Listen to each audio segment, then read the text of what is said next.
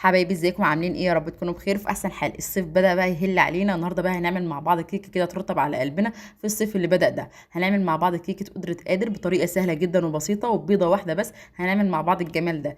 معروف عنها ان هي بتتعمل ب8 او ب10 بيضات، بس احنا هنسهل على بعض الموضوع النهارده وفي 10 دقايق بس هتكون جاهزه معانا. فيلا بينا نسمي الله ونصلي على الرسول. بس لو لسه اول مره تتابعيني يا ريت ما تنسيش تعملي لايك واشتراك للقناه عشان يوصلك كل جديد معانا باذن الله.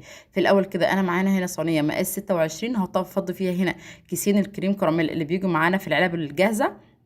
هفضي هنا الكيسين اللي معايا واوزعهم كده في الصينيه كويس. هفرد بقى الكراميل كويس جدا في الصينيه اللي معايا بفرشه بقى او بمعلقه او باي حاجه، مفيش اي مشكله. في الوقت ده انا مجهزه معايا 2 كوب من الحليب ومعايا كيسين من البودر الكراميل الجاهز. ده كده شكل الكراميل اللي بعد كده ما فردته في الصينيه معايا. هجيب بقى 2 كوب من الحليب، هضيف عليهم بقى 2 كيس بودر من الكريم كراميل وارفعهم على النار لغايه ما يغلوا، على نار متوسطه لغايه ما يغلوا. وبعد كده هصبه على الكراميل اللي معايا.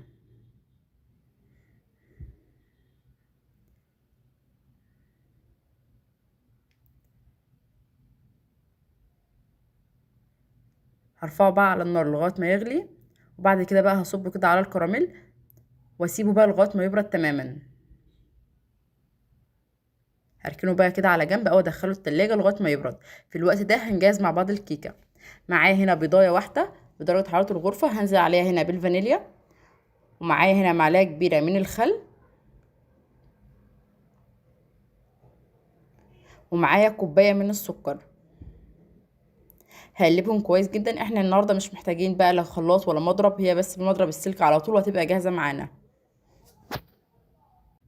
كيكه النهارده سهله جدا وبسيطه، فمش محتاجين بقى لا مضرب كهرباء ولا خلاط. انا هقلبهم كده كويس مع بعض لغايه ما اللون بتاعهم يفتح شويه، وهنزل هنا عليهم بكوبايه من الدقيق، ومعايا هنا نص كوبايه من الكاكاو. اهم حاجه نخلط الدقيق كويس جدا والكاكاو عشان ساعات بيكون فيه تكتلات، فلازم ننخلهم طبعا كويس. ومعايا هنا معلقه صغيره من البيكنج باودر ونص معلقه صغيره من البيكنج صودا. هقلبهم في الاول كده مع بعض. طبعا هتحس ان الخليط بتاعي تقيل، هنركنه كده على جنب.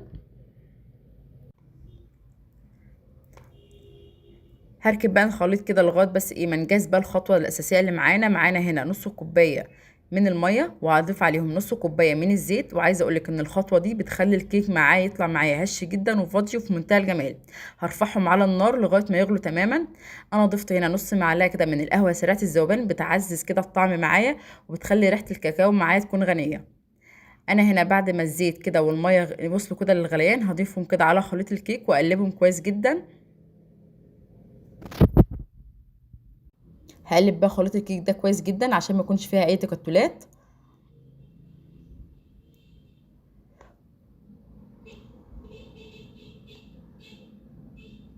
وبكده اكون وصلت لخليط الكيك اللي انا محتاجاه. هجيب بقى الصينيه اللي فيها الكريم كراميل، طبعا بعد ما برد تماما وكده تحسي كده ان الوش اللي معاكي نشف. هصب بقى عليها كده خليط الكيك.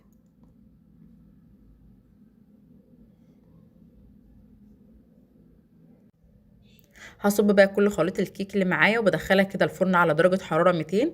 طبعا في الوقت ده انا مشغله الفرن بتاعي، بدخلها كده في الرف الاوسط، بتقعد حوالي نص ساعه في الفرن. انا كده بعد ما صبيت خليط الكيك، طبعا عشان معانا هنا طبقه كريم كراميل فلازم نعمل لها حمام ميه. فبجيب هنا بقى صينيه او صينيه اكبر او صاج ايا كان المتوفر، وبحط فيها صينيه الكيك بتاعتي وبحط لها كده ميه سخنه لغايه ما توصل كده بس لنص الصينيه. وبعد كده بدخلها الفرن وبتطلع معايا بالشكل ده. بعمل لها كده اختبار بالخله، اول ما بتطلع معايا ناشفه وكده تمام يبقى كده الكيكه بتاعتنا جاهزه. بقلبها بقى وتطلع معانا بالجمال ده وبالف هنا وشفا. عايزه اقول لكم طعمها في حته تانية خالص. متاكده ان انتوا هتجربوها وهتعجبكم جدا. طبعا بعد ما بنقلبها بنسيبها حوالي كده ساعتين في التلاجة وتطلع معانا بالجمال والحلاوه دي. حاجه كده اللهم بارك. الكيكه فادجي جدا، طعم الكراميل مع الكيكه في حته تانية لوحدها. اتمنى تجربوها. اشوفكم على خير في فيديوهات تانية جايه جديده. مع السلامه.